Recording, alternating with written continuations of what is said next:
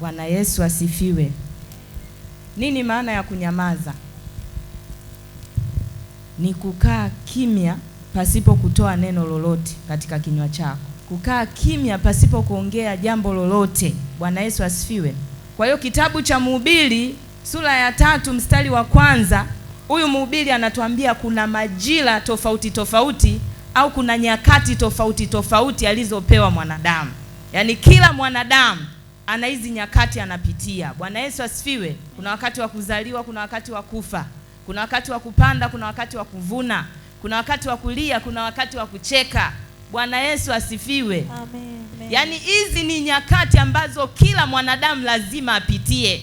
Awe mnene, awe mwembamba, awe ana hela, asiwe na hela, aweje, awe mchungaji, asiwe mchungaji, lazima hizi nyakati kila mtu apitie. Kwa hiyo hizi nyakati unapopitia, Mungu ataendelea kuwa Mungu. Bwana asifiwe sana. Lakini kuna nyakati moja ambayo nataka niizungumzie siku ya leo. Hii nyakati inasema kuna wakati wa kusema na wakati wa kufanyaje? Hii ndo nyakati nataka niizungumzie asubuhi ya leo. Nyakati ni nyingi, lakini nyakati ambayo imepewa kibali mbele za Mungu ni nyakati ya kusema au nyakati ya kunyamaza. Bwana asifiwe sana. Amen. Lakini somo langu limesema nguvu ya kunyamaza kimya. Ina maana mimi nitazungumzia wakati wa kunyamaza au majira ya kunyamaza. Bwana atusaidie sana. Amen. Nyakati za kunyamaza au majira ya kunyamaza ndio majira ambayo Mungu anayataka kwa mwanadamu ili aweze kufanya jambo. Mungu hawezi kufanya jambo kwa mtu ambaye anaongea. Mtu ambaye ananyamaza ndiye Mungu anataka afanye jambo kwake. Sijaenda kwenye ile nguvu ya kunyamaza na kufundisha kwanza madhara ya kuongea. Kuna watu hawajaziona baraka zao, sio kwa sababu mchungaji hana upako, sio kwa sababu mama mchungaji hana upako, lakini shida ni maneno yako. Mungu ameshaachilia baraka. Tunaona Mungu ameshuka akamwambia Zakaria, usiogope Zakaria, mke wako majira kama haya mwakani atapata ujauzito na atazaa mtoto. Ina maana Mungu alishaachilia baraka. Bwana Yesu asifiwe sana. Amen. Ndivyo ilivyokuwa kwetu. Mungu alishaachilia baraka.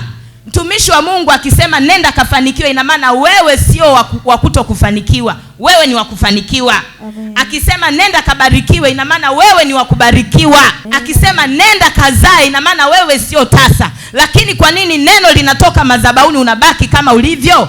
Ukitoka hapa unaenda kusema Pastor Mbasha amesema mwakani nitazaa, Pastor Mbasha amesema nitabarikiwa, bila kujua unaoambia ndio maadui zako. Mungu alishaachilia baraka kwa Zakaria, lakini akasema huyu Zakaria jinsi ninavyomjua, bila kumpiga ububu kuna vitu vitafeli. Alimjua kabisa Zakaria ni mwongeaji. Ina maana angetoka pale angeanza kusema kuna mtu amenitokea, ameniambia mke wangu atazaa, sijui nini na nini, maneno yangekuwa mengi. Kila unachokisikia madhabahuni, iwe ni umeota ndoto baba kakutafsiria, iwe madhabahu imesema neno kwa ajili yako, nyamaza kimya mpaka lile tukio litokee. Kama unajiona wewe kunyamaza uwezi, mwambie Mungu nifundishe kunyamaza.